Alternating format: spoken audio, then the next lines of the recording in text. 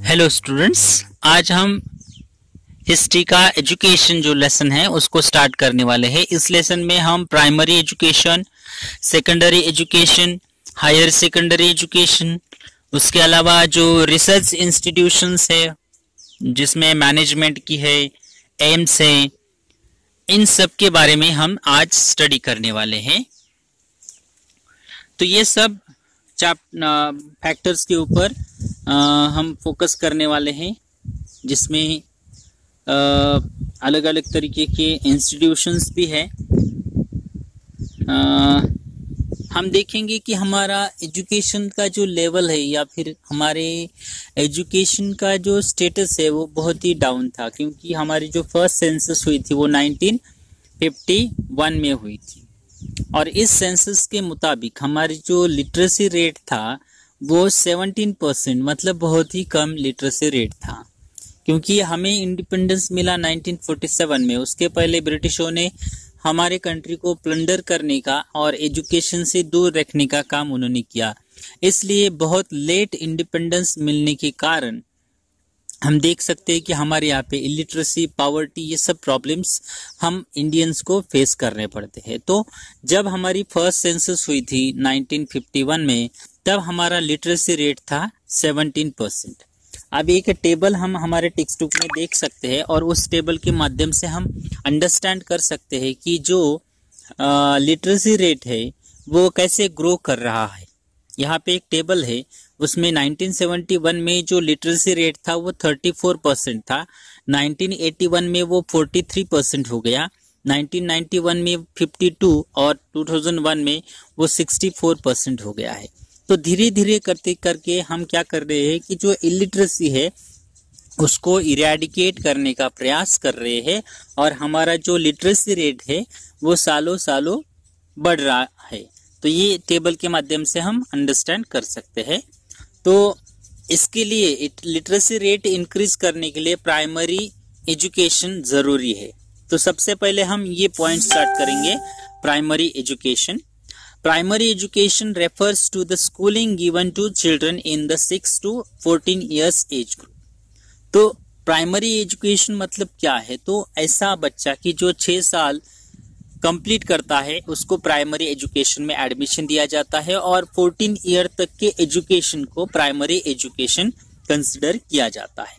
अब इस primary education को इम्प्रूव करने के लिए अलग अलग स्कीम्स गवर्नमेंट के माध्यम से इंट्रोड्यूस की गई थी। जैसे कि 1988 में गवर्नमेंट के माध्यम से ऑपरेशन ब्लैक बोर्ड, ये एक नई स्कीम अरेंज की गई थी, और इस स्कीम के माध्यम से जो प्राइमरी एजुकेशन का लेवल है इसको इम्प्रूव करने के लिए, उसका स्टैंडर्ड इम्प्रूव करने के लिए प्रयास किया गया था। तो इसमें कौन से नए स्कीम्स दिए गए थे, क्या फैसिलिटीज प्रोवाइड की जा रही थी गवर्नमेंट के माध्यम से, तो उसके बारे में हम देखेंगे।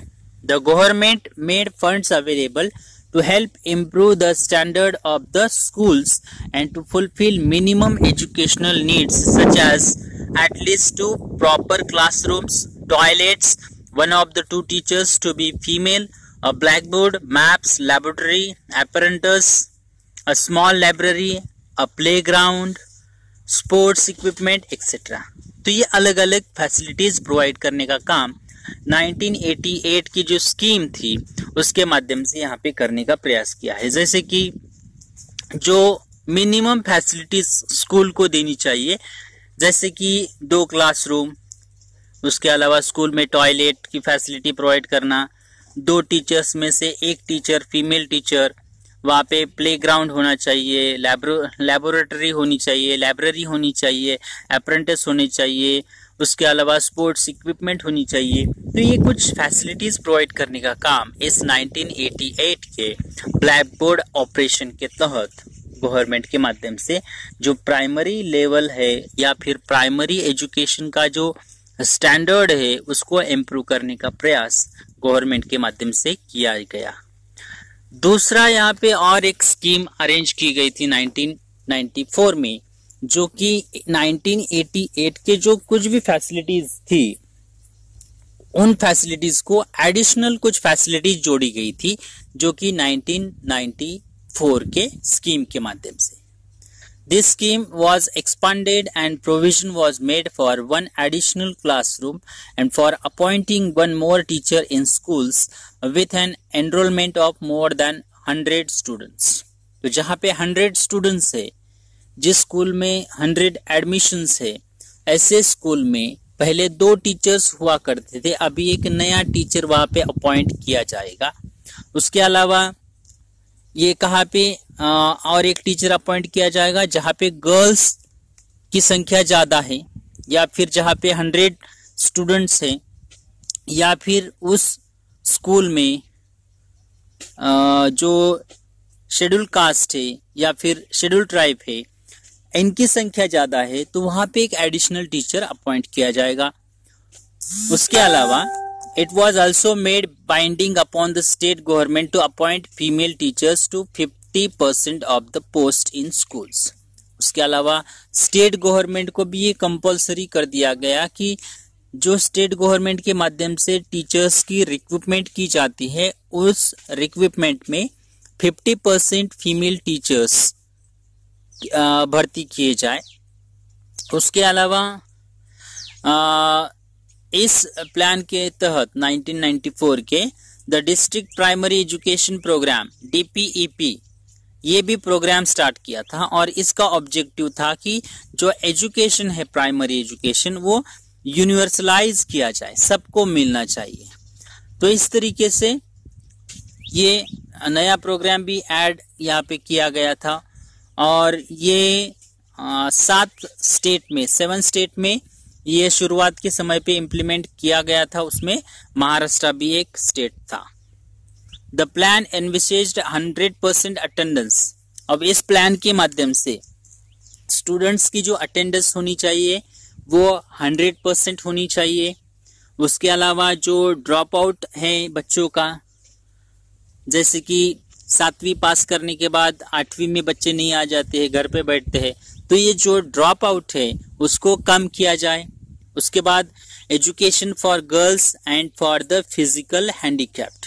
उसके अलावा गर्ल्स को भी एजुकेशन मिलना चाहिए, और जो फिजिकल हैंडीकैप्ड बच्चे हैं उनको भी एजुकेशन मिलना चाहिए।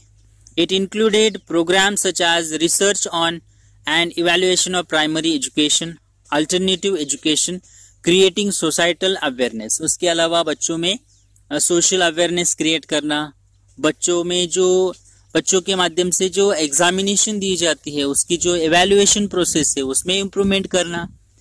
उसके अलावा मिड डे मील प्रोवाइड करना कि जिसके माध्यम से बच्चे इंटरवल के बाद में घर पे नहीं बैठेंगे, स्कूल में ही कंप्लीट स्कूल कर सकते हैं। इसलिए जो मिड डे मील स्कीम थी वो 1995 में गवर्नमेंट के माध्यम से स्टार्ट की कि जिसके माध्यम से प्रॉपर नरिशमेंट स्टूडेंट्स को दी जा सके।